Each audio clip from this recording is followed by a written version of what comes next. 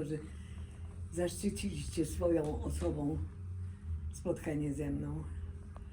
Ja się już parę tysięcy razy się już spotykałam z różnymi ludźmi i robię to już od 20 lat. I nie jest to rozmowa ani o miłości, ani o szmatach, ani o narzeczonych, ani o dzieciach. Jest to opowieść o dziewczynce, która miała 7 lat, jak się wojna zaczęła i która przeżyła totalną gehennę przez lat prawie że 5. Tak się złożyło. Miałam pójść do 1. klasy. Byłam pępkiem świata dla moich rodziców. Miałam braciszka, który się urodził w 1939 roku, 5 maja, tuż przed wojną. No i było nas dwoje i jest do tej pory nas dwoje, z tym, że brata mam daleko stąd, aktualnie w Krakowie, a normalnie żyje w Stanach Zjednoczonych. A ja tutaj jestem sama z mężem. Przedtem miałam jeszcze teściów, moją teściową, nie tak bardzo kochaną, ale ukochaną. Miałam wspaniałego teścia, który był wiele lat ślepy, ociemniały, stracił wzrok. A ponieważ mój mąż jest jedynakiem, więc teraz mieliśmy przez 15 lat psa i córkę, najpierw córkę, która nas opuściła. I marzeniem był pies, zostawiła nam psa, wyjechała. Jesteśmy tu zupełnie sami w tej chwili. Mąż ma jakąś rodzinę daleką, ale nie utrzymuje z nią kontaktu zupełnie. Jeszcze jestem ja. A ty jesteś moją bratnią siostrą. Bratnią siostrą jesteś moją. No ale to opowiedz może najpierw tak od samego początku właśnie, jeszcze te przed wojną, dzieciństwo, wiesz, jak wybucha wojna. Dzieciństwo miałam bardzo dobre, bo spałam w łóżeczku z fioletowym baldachimem, bo mama moja uwielbiała fioletowy, taki jasny fiolet, kolor. Bieliznę miała fioletową, wszystko miała fiolet, wszystko na fiteliowo, jak ja to nazywam. Uwielbiała irysy w kolorze fioletowym. No i byłam pępkiem świata do momentu, kiedy się urodził mój brat, a potem to już był brat na pierwszym miejscu, a ja byłam bardzo, bardzo, bardzo z tyłu. Mieszkaliśmy, ja się urodziłam przy ulicy Długosza, to jest Podgórze jeszcze, tak? Tak. A Rysiu się urodził przy ulicy Wawrzyńca. To jest Kazimierz. To jest Kazimierz, tak. Mieliśmy nianię Antosię, to znaczy jak ja byłam malutka, to mama przyjęła taką Antosię z Brzeźnicy, z Marcy Poręby i ona się mną opiekowała. Jak się wojna zaczęła, jak dowiedzieliśmy się, co się dzieje, to mama moja, ojciec stwierdzili, że chcą uratować chociaż jedno dziecko. Jak się zaczęły łapanki w Krakowie, jak Niemcy już weszli do Krakowa, to rodzice postanowili brata mojego dać Antosi i Antosia z nim pojechała. Rysiu miał wtedy 5 miesięcy. 5 miesięcy. Pojechał do Marcy Poręby z Antosią, która się bardzo wspaniale opiekowała. Tak zresztą jak i ze mną. A wy udaliście się na wschód. A myśmy się udali na tak zwaną ucieczkę. Bo powiedzieli, że ponieważ my mieszkamy przy ulicy Wawrzyńca, a tam była, jest chyba do tej pory elektrownia, to że pierwsze bomby, jakie spadną na Kraków, to będzie elektrownia. Jeśli nie jakieś katedry kościoły, kościół mariacki. No, na szczęście coś takiego nie miało miejsca. I przepraszam, jestem po rehabilitacji, tak mnie wymordowano dzisiaj, że nie mogę oddechu złapać. Dostałam takie strasznie mocne tutaj wyciskowe dotyki, że oddechu mi brak. Także pozwolicie mi chwileczkę odpocząć i troszkę postękać. ponieważ skończyłam już te 19 lat. 18 lat. 19 lat po czesku, to jestem troszeczkę nie w najlepszej formie. No więc podeszliśmy aż pod Janów Lubelski. Może ja powiem dla dzieci, dla młodzieży, to jest mniej więcej 200-250 km stąd na wschód, tak? W kierunku wschodnim. Czym się dało, tośmy jechali albo furmanką, albo samochodem, albo ktoś nas, mnie jako dziecko wziął na taczkami popychano mnie. Rodzice byli bardzo zmęczeni, bo nosili jakieś tobołki, jakieś drobne paczki ze sobą, żeby było co zjeść po drodze. Spaliśmy w stodołach, na słomie. No, życie było okrutne przez ten czas i właściwie nie dające żadnych świetlanych perspektyw. No bo wojna się rozpoczęła, wiadomo. Chyba wiecie kiedy i z kim i jak to wszystko wyglądało. Jesteście na wasze szczęście pokoleniem powojennym, które nie przeżyło tego, co ja przeżyłam jako małe dziecko od 7 roku życia. Miałam pójść do 1. klasy, a poszłam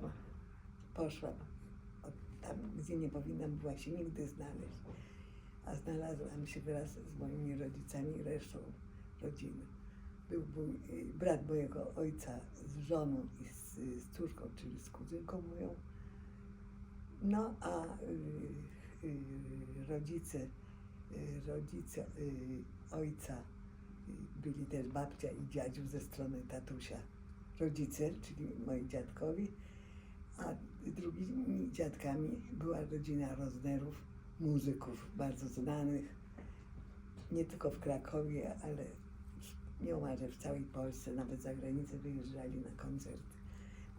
Mój dziadziu Henryk Rozner był dyrygentem i prowadził jeden z braci mamy, a było ich 9 chyba, czy 10. Już się pogubiłam w tym rodzeństwie mojej mamy. I dziadzio mój Rozner był dyrygentem orkiestry. Na fortepianie grał wujek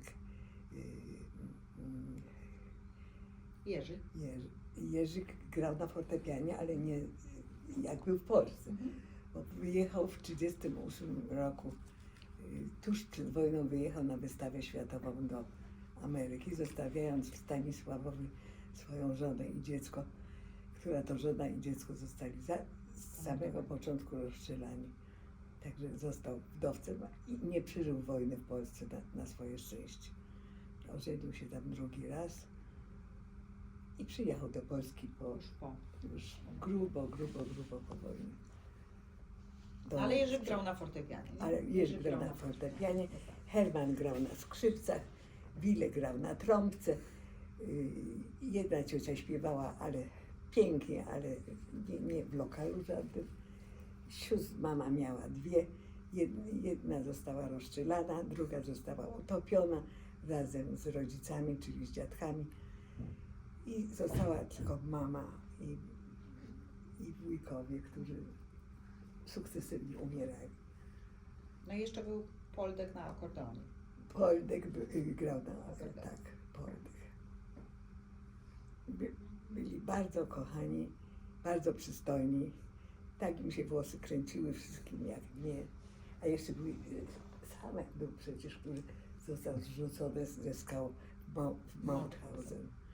Także rodzina była przeogromna i była jeszcze jedna, pierwsza córka moich dziadków, która mając 2 latka wpadła do bali z wrzątkiem. Dziecko po bardzo krótkim czasie, chyba za 2 czy 3 dni miało poparzenie najwyższego stopnia, dziecko zmarło. Dziewczynka miała na imię Bronisława. I jak ja przyszłam na świat w 1932 roku, to postanowili nazwać mnie jej imieniem. Jak ja już byłam dorosła i uzmysłowiłam sobie, że ja mam na imię Bronisława, to ja myślałam, że mnie rozniesie. Ale jeszcze to nie byłam taka świadoma tego, że ja mam na imię Bronisława. Ja tego imienia nie trawię. W ogóle nienawidzę go. Dlaczego? Dlatego, że jak ja urodziłam moje dziecko 60 parę lat temu, to dostałam na porodówkę list od mojej mamy taki. Kochana córeczko, bardzo się cieszę, że urodziłaś córeczkę i bardzo cię proszę, żebyś dała jej na imię Bronisława. Ja wtedy dostałam amoku. Ja się tak zdenerwowałam, że powiedziałam, w życiu Warszawy. Bo jak zaszłam w ciążę, to myśmy się zastanawiali z mężem, jak dać albo chłopcu na imię, albo dziewczynce, bo wtedy nie było takich badań, jak są obecnie, gdzie można w trzecim, w czwartym, w piątym miesiącu ciąży rozpoznać płeć. I jak przyjechałam ze szpitala, to powiedziałam do mamy, mama, ja cię bardzo kocham, ale nie będę mojego dziecka nazywać Bronisławem. On, jakby się syn urodził, to miał być Tomek, a jak córka, to Magdalena. I tak on się stał. Jest Magdalena. Jest Magdalena, której nie ma, bo jest na drugiej półkuli. Ale to są takie rodzinne, prywatne sprawy, które chciałam Państwu opowiedzieć. A mamy mówić o wojnie. No właśnie, wróćmy do tego Janowa Lubelskiego, tak? No bo Tak. jakby podeszliście pod Janów Lubelski, Tak, i doszliśmy do wniosku. ale nie byliście tam zbyt długo, prawda? Bardzo krótko. Cała ta ucieczka nasza trwała 2 tygodnie. Rodzice postanowili wrócić do Krakowa i odebrać, wziąć dziecko od Antosi, od tej niani, która się genialnie opiekowała. Jemu tam było jak u Pana Boga za piecem, no ale był malutki, był mały chłopczyk, dziecko miało 5 miesięcy. 5 miesięcy. Nieopodal tego domu, w tej Brzeźnicy, znalazł się Romek Polański. Też tam przechowywany przez ludzi, się nim zajęli. I dzięki temu przeżył okupację. Roman Polański to jest sławny reżyser. Oni chyba wiedzą o tym, kto jest. Widzisz, jak kiwają głową, ja nie muszę. Oni Rysia może nie znają. Tak, tylko ty mówisz o Romku, no bo wy się bardzo dobrze znacie, bo wy się przyjaźnicie od lat, tak?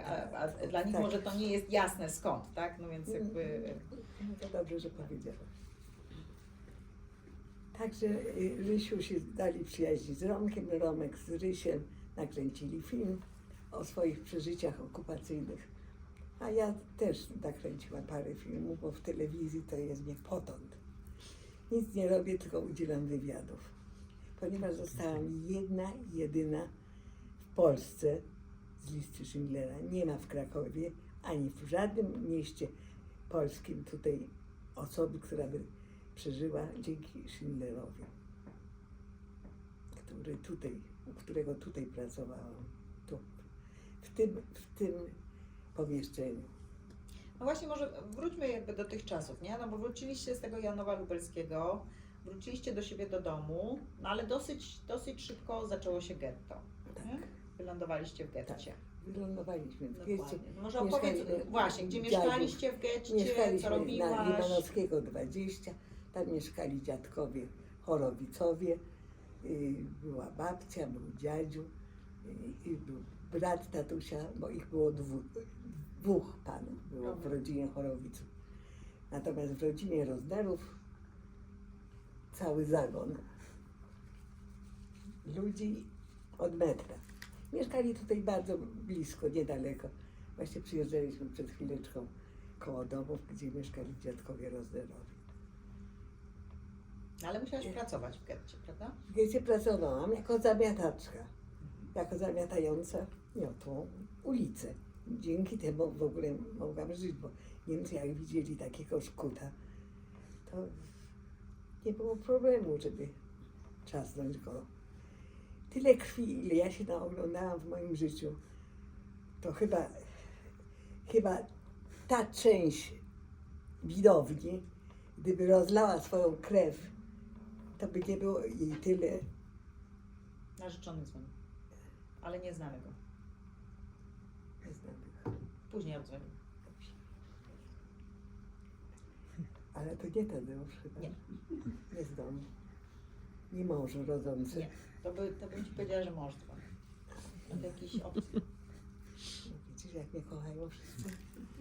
Ja się boję o męża, bo mój mąż jest jeszcze w gorszym stanie. Jest o 3 lata ode mnie starszy. Jest jeszcze w gorszym stanie niż ja. Jesteśmy obydwoje już tamtędy. Nie, jeszcze jesteście tu. Na czym skończyłam, przypomnę? Wiesz co, no, że zamiatałaś w getcie, Tak, zamiatałam. I Dobrze. mieszkaliśmy, potem najpierw mieszkaliśmy u dziadków, potem mieszkaliśmy w rynku podgórskim numer 1, w dość dużym mieszkaniu, w 2 pokojach, gdzie mieszkało około 20 rodzin. Tak nas tam ściskali. W sensie nie miłosnym, tylko w sensie, żebyśmy się wszyscy... Dosłownym. Dosłownie, żebyśmy się wszyscy pobili, bo to było nie do wytrzymania, bo tam były i dzieci, i ludzie zderwicowani, bo nie wiadomo było, co się stanie za dzień, za 2, za 3. Wszyscy żyliśmy perspektywą dnia jutrzejszego. Jeszcze wtedy nie było takiej obawy, takiego strachu, no ale fakt był faktem, że jest wojna i że rozstrzelają wszystkich. Bo Hitler sobie zażyczył, żeby zniszczyć naród, żeby całkowicie go z ziemi wyeliminować, żeby nie było ludzi innego wyznania niż takich ludzi jak w Niemczech też są ludzie. Aryjczyków. Chodzi ci o aryjską rasę. Nie tylko aryjską, bo tam w Niemczech jest bardzo dużo ludzi o różnych No wyznaniach. teraz tak, ale wtedy chodziło o czystość rasy. O 3 razy całkowite. No i potem to było nie do wytrzymania. Te krzyki, te ryki, każdego coś bolało, każdy coś chciał. Każdy chciał się skontaktować z rodziną. Był taki harmider, było takie... No, i zaczynała się sukcesywna znieczulica w ogóle na wszystko. Córka z matką nie umiała żyć normalnie, syn z ojcem nie umiał żyć normalnie. Każdy się bał, co się stanie jutro, czy będzie żył, czy ta krew jest prawdziwa, czy to jest jakaś atrapa. Ludzie zaczęli dojrzewać wojennie i czym później, czym dłużej, tym było gorzej.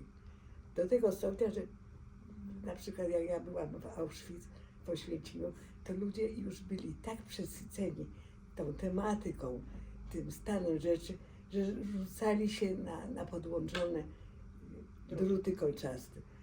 Młodzi ludzie, którzy mieli całe życie przed sobą, perspektywy nieprawdopodobne, zdolni, wspaniali, piękni, młodzi, wychudzeni, ogoleni, chudzi tacy byliśmy wszyscy w pewnym momencie, że spotykało się tylko ludzi, którzy mieli dosłownie skórę i kości na sobie. Nie mieli grama tłuszczu, grama tak zwanego śmalcu, jak się mówi po krakowsku. Nie mieli włosów na głowie. To ten przeskok z normalności, z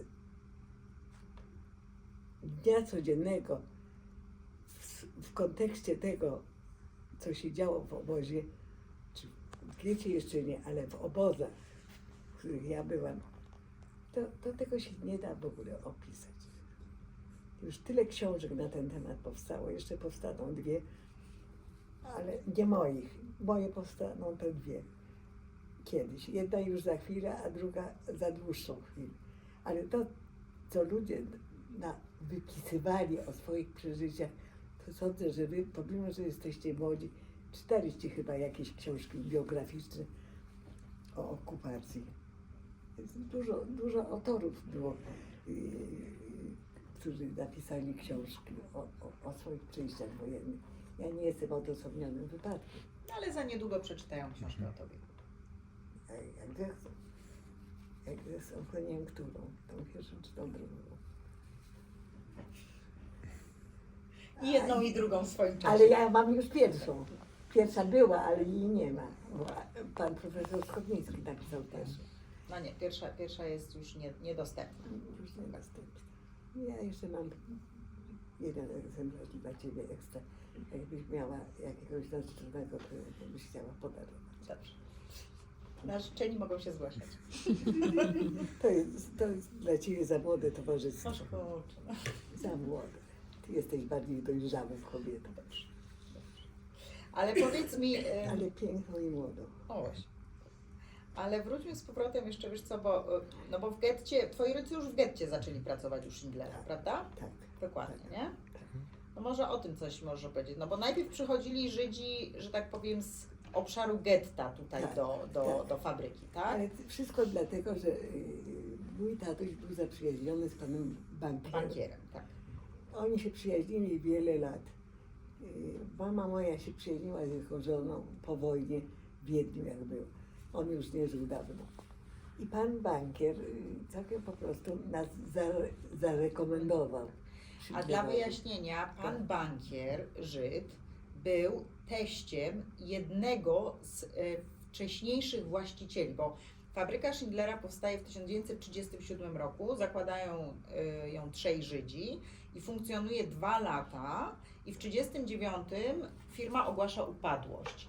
I wtedy właśnie w 1939 mniej więcej koło października przyjeżdża do Krakowa Oskar Schindler i szuka jakiegoś dobrego interesu, tak? I właśnie jest mu polecona ta fabryka i on jakby przejmuje tą fabrykę najpierw w dzierżawę, to się nazywa, tak? Było coś takiego jak Treuhandamt i Treuhänder i on właśnie przejmuje to w dzierżawę. I stąd jakby te koneksje wszystkie, tak? On znał tych wcześniejszych właścicieli, przez tego wcześniejszego właściciela znał bankiera, no i tutaj właśnie jakby bankier rekomendował osoby. No i ktoś stworzył listę i dzięki tej liście Schindlera pozostało trochę ludzi przy życiu. No tak, ale to lista była później, nie? Najpierw rodzice tutaj przychodzili, nie? Rodzice tutaj przychodzili pracować. Tak, przychodzili pracować, no i pracowali, a Rysia nie było wtedy jeszcze, jak dopiero potem się Znaczy pojawił. Rysiu był i ty też byłaś, tylko wyście zostawali z babcią, nie? Wyście zostawali z babcią po prostu w domu. Na w getcie. Limanowskiego, tak. Dokładnie. Nie? No i potem, jak zaczęli likwidować getto, to myśmy pojechali, dzięki znajomościom też, pojechaliśmy do Bochni, do getta bocheńskiego, gdzie tam byliśmy jakiś czas. Też u babci. U wujka byliście. U wujka, tak. On tam U miał. brata Brata tatusia. No, ale przyszło. Bo wiesz co, może ja tutaj dodam, bo kontekst był taki, że jak likwidowano getto, to wszyscy się bali o dzieci, tak? No bo miało być zostać zlikwidowane getto i wszyscy Żydzi mieli zostać przeniesieni do obozu pracy w Płaszowie, bo to najpierw był obóz pracy. I wszyscy po prostu dorośli bali się o dzieci, tak? Czy te dzieci nie zostaną zlikwidowane, czy nie zostaną gdzieś wywiezione, nie zostaną zamordowane. I dlatego jakby powstała ta idea, że brat ojca, który jest w Bochni i ciągle tam jest w getcie, że po prostu Rysiu z Niusią i jeszcze z Jurkiem Cynsem, nie? Wyście tam pojechali, dokładnie. Że te dzieci po prostu rodzice przerzucą do tego bocheńskiego getta, bo tam będą mieli po prostu jeszcze szansę dłużej pobyć, powiedzmy, w tym getcie, zanim coś się stanie, tak? Więc taki był jakby pomysł ukrycia tych dzieci, po prostu wywiezienia ich z Krakowa, żeby jeszcze dłużej przeżyli. Pomysły były bardzo płytkie, bo niejednokrotnie się nie działo tak, jakby się chciało, żeby się działo. Dorośli mieli ogromny dylemat, co zrobić, żeby było dobrze, żeby uratować te dzieci. No, ale dzieci musiały dorośleć. W związku z powyższym, jak były w Płaszowie, jak już byliśmy, żeby dziecko było dorosłe, to musiało stać na drewnianych holenderskich butach, żeby było wyższe. Musiało być pomalowane, żeby nie było blade jak śmierć pruska, głupiną z buraków. Trzeba było coś zrobić, żeby to dziecko stało się bardziej widoczny jako dorosła kobieta czy dorosły chłopak. To była makabra. Rodzice posiadający dzieci, a tych dzieci było niewiele, to dostawali absolutnego bika na punkcie swoich dzieci, żeby je uratować całkiem po prostu. Robili wszystko. No niestety nie zawsze się udawało, bo Niemcy byli do tego stopnia mili i uprzejmi, że potrafili wziąć dziecko albo urodzone, albo noworodka, albo małe, większe, mniejsze, wziąć za nóżkę, grzmotnąć o jakiś wystający kamień i to dziecko zostawało trupem na miejscu.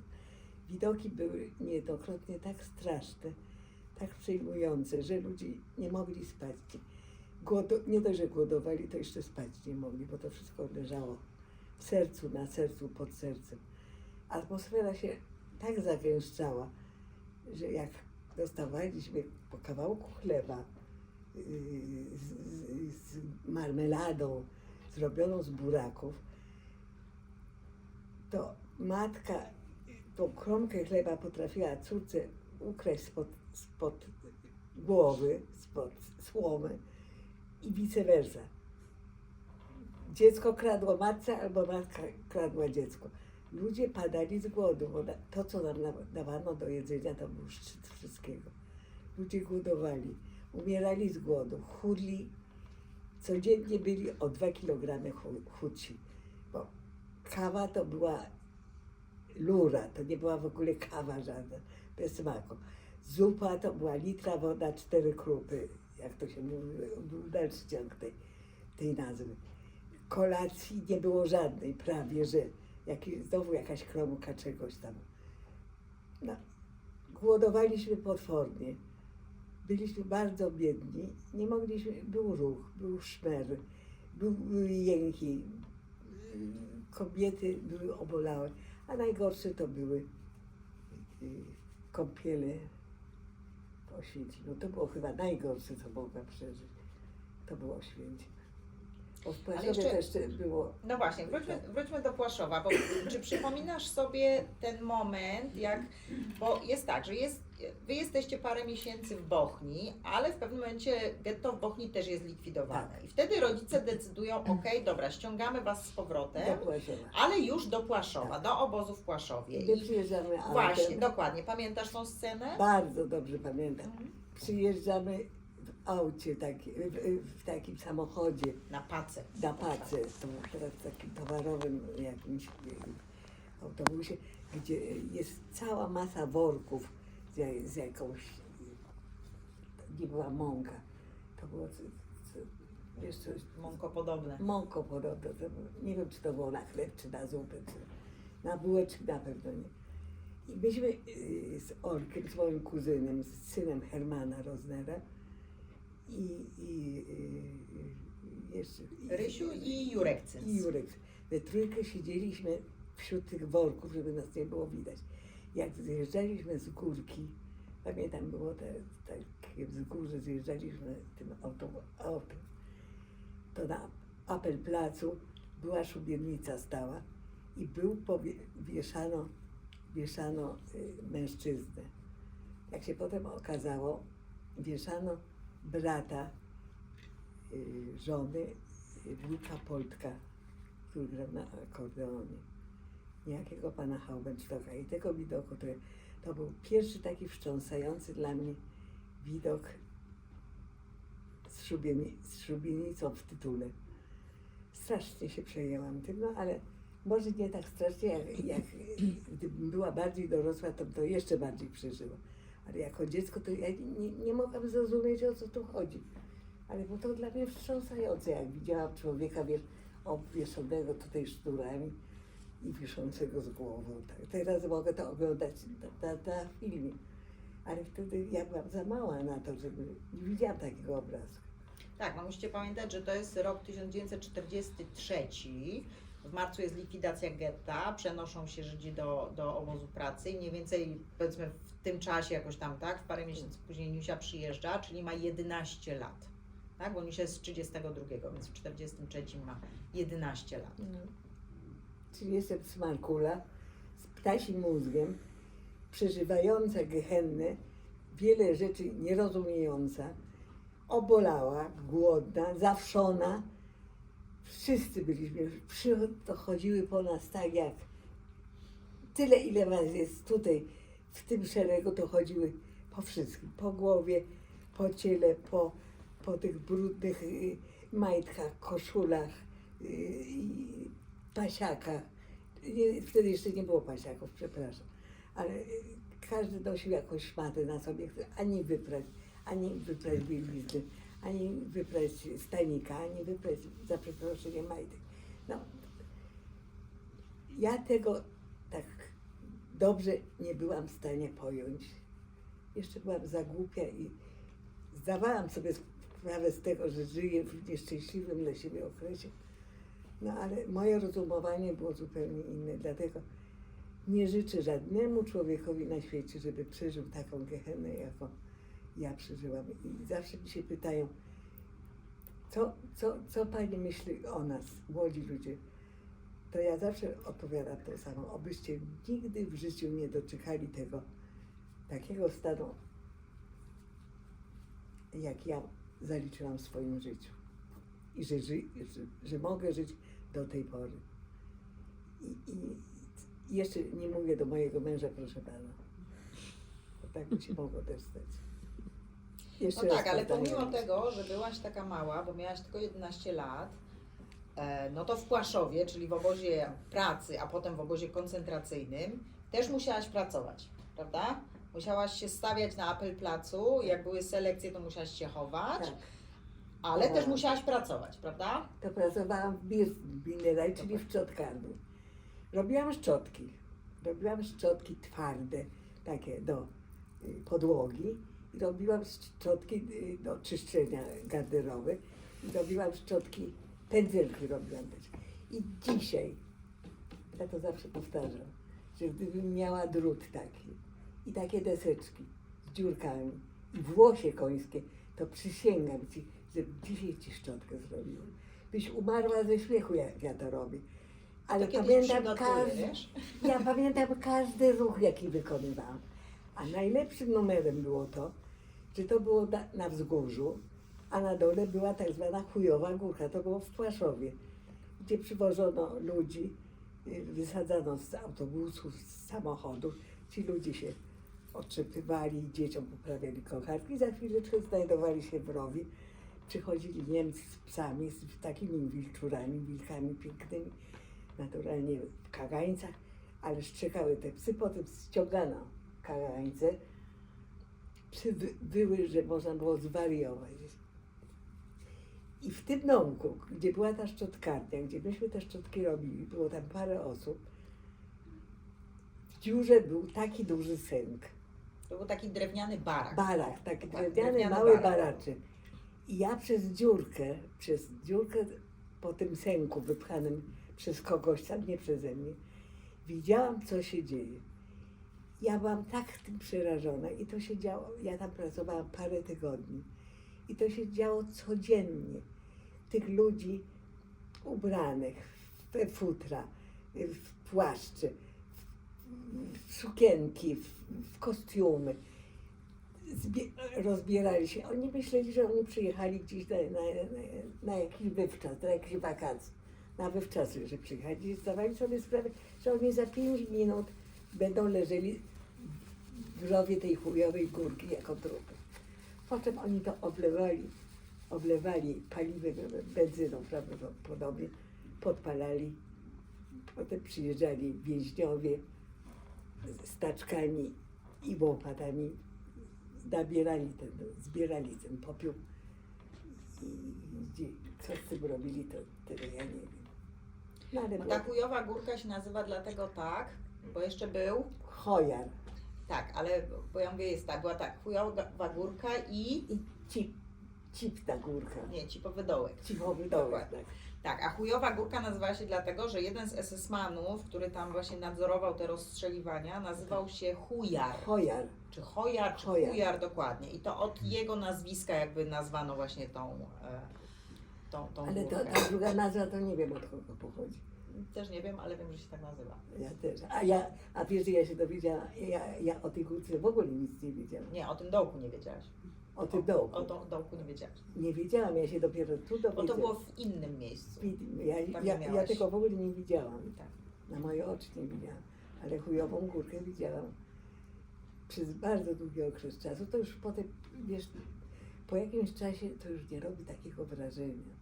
Człowiek się staje zimny drań, wiesz, staje się, przychodzi taka znieczulica, wiesz, kiedy jest ci to zupełnie obojętne i marzysz tylko o tym, żeby mieć w ustach kawałek chleba, żeby czegoś się napić gorącego. Ludzie marzyli o rosole skóry, o pieczonych gęsiach. Wiesz, te marzenia o tortach orzechowych, te rozmowy czasami, wiesz, jak ktoś dochodził do jakiejś normalności, pseudonormalności, to marzył o czarnej kawie ze śmietanką. Czują, nieomal, że czuł, a czuł wielki nie, za przeproszeniem. Ludzie marzyli, marzenia jeszcze, ale nie u wszystkich się te marzenia objawiały, bo byli ludzie już tak zdeprawowani, tak zniechęceni, że jak mówiłam, już rzucali się na elektryczne druty, bo już mieli potąd wszystkiego, potąd. Już nie wytrzymywali psychicznie, fizycznie, moralnie, wewnętrznie, zewnętrznie. Już byli chorzy, już mieli czyraki, już mieli wrzody, już mieli zapadnięte żołądki, już widać było dosłownie skórę i kości. Czy na pewno Państwo widzieliście w jakichś czasopismach zdjęcia, jak wyglądali więźniowie w obozach? Na pewno widzieliście. Nie wiem, czy jesteście zainteresowani w ogóle tym tematem. No to by ich tu nie było. To by ich tu nie było. To oni się zapytali o spotkanie z tobą, nie odwrotnie. No ale słuchaj, Ale im psuć nastroju. Ja nie mogę opowiadać ale o oni nich. przyszli po to, żeby to posłuchać. Przyszli. Ale przejdziemy jeszcze do miłych. Przejdziemy Moment. do miłych tematów. No to zapytamy. Przejdźmy jeszcze kawałek, wiesz, dalej przez te gorsze czasy i przejdziemy do tych dobrych czasów. No w Płaszowie pojawia się Oskar Schindler, prawda? Tak. Bo on zaczął przyjeżdżać do komendanta Płaszowa, do Amona Goetha, prawda? na Zaczął balangi. tak. Na A w tych imprezę. balangach, albo nie w tych balangach, tylko na tych balangach grali twoi wujkowie. Tak, dzięki temu żyli. Dokładnie. Oni i wy. Tak. I ich syn. I Olek, mój Tak. kuzyn. No opowiedz trochę o Oskarze Schindlerze. Oskar Schindler był bardzo pięknym, dojrzałym mężczyzną, bardzo przystojnym. Ile on miał wtedy lat? Niedużo. Jakieś 40 pary chyba, nie? No on jest 908 rocznik. No to nie był stary. Był pachnący, był zadbany, nosił przepiękne krawaty, nosił przepiękne koszule, przepiękne garnitury. Manikir miał zrobiony, wyczesany był, ogolony był. Wszyscy na niego patrzyli jak na jakiegoś amanta z jakiegoś romansu, z jakiegoś filmu, aktor filmowy. Był przepięknym mężczyzną. I miał ten uśmiech. I potrafił podejść i pogłaskać i zobaczyć.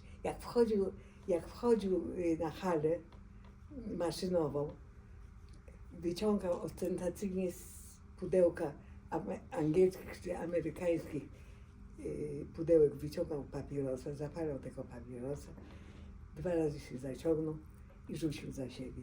To było największe szczęście, jakie mogło spotkać osobę palącą, bo ja też paliłam. Dla więźniów to było największe Ale szczęście, nie? dla więźniów, tak. Tak.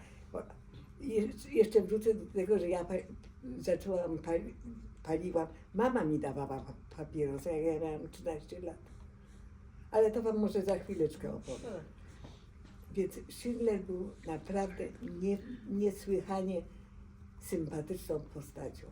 On nigdy nie miał podniesionego głosu, nigdy na nikogo nie ryknął, nigdy nikogo nie uderzył. To był człowiek z innej planety. Że on mógł uratować 1200 osób, to jest dla mnie, będzie do końca mojego życia, będzie zagadką. Ale to było kosztem tak zwanej sałaty, mamony. To, że jego posądzają o to, że on okradał Żydów, że on brał pieniądze czy brylanty od nich, to nie była prawda. On tego nigdy nie brał, on to dostawał.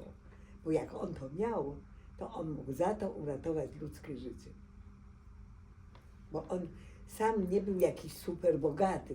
Na pewno miał pieniądze, na pewno zarabiał, ale nie tyle pieniędzy, za ile to pieniędzy on uratował ludzkie życie. Bo nas było 1200 osób, które on był w stanie zabrać do Brynic, do Słowacji.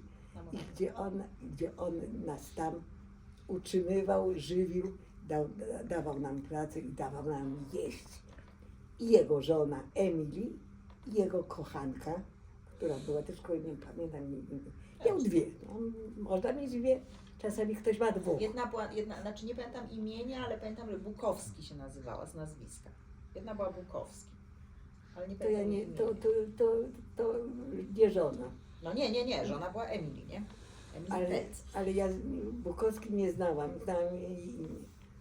Bo jak ona mnie zobaczyła, Nie wiesz, pamiętam jak ona mnie zobaczyła w Izraelu na kręceniu tych ostatnich scen, to ona Niusia! Ona mnie rozpoznała, wiesz, tak jak ten, nie jaki pan.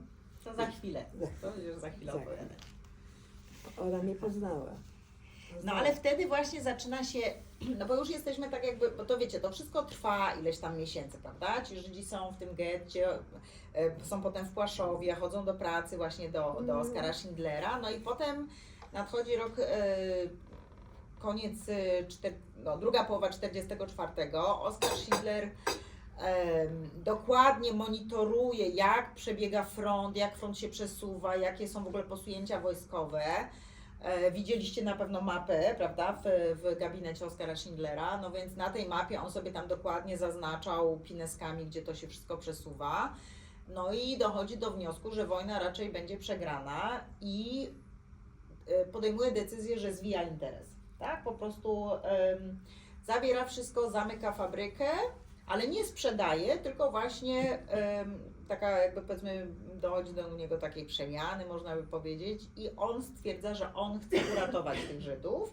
No i najpierw wysyła wszystkie tam maszyny stąd, tak, które ma właśnie do Brynic. Brynice to jest taka mała miejscowość w Czechach, niedaleko drugiej małej miejscowości, która nazywa się Świtawy, a Oskar Schindler urodził się w Świtawach. Więc to jest po prostu jakby tam wioska obok, on bierze to do swojego rodzinnego tam domu. No i równocześnie właśnie zaczyna się tworzyć ta tak zwana lista Schindlera, tak? Na której jest 1000 mężczyzn i 300 kobiet. Tak, było 300 kobiet Piszą pisanych. 200. 200 ale- się uratowało, ale było 300, bo niektóre dokładnie, nie? Dokładnie, natomiast może ja tutaj tak trochę jeszcze dopowiem, bo w filmie, na pewno oglądaliście film, tak? W filmie to jest tak właśnie pokazane, że tam Marcel Goldberg pisze tą listę, tam bierze, tak, różne łapówki za to i tak dalej.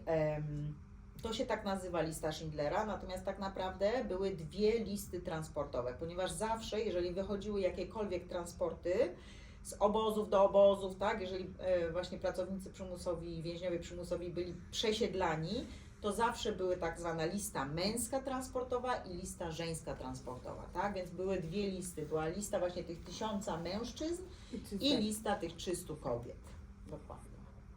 No i wy wyjeżdżacie powiedzmy z Krakowa, z Płaszowa, wyjeżdżacie w koniec października, początek listopada, Tak jest. 44 roku. Przepraszam. No i co? No i co? Mężczyźni jadą do Brynic, tak? Mężczyźni jadą do Brynic, a kobiety przez też pomyłkę. Kobiety przez pomyłkę jadą do Oświęcimia, w którym siedzą 3 tygodnie prawie. 3 tygodnie. Dziękuję Ci bardzo. No to zostanie. Dokładnie, mężczyźni jadą normalnie do Brynic i tam są przyjmowani przez Oskara Schindlera, który już tam na nich czeka.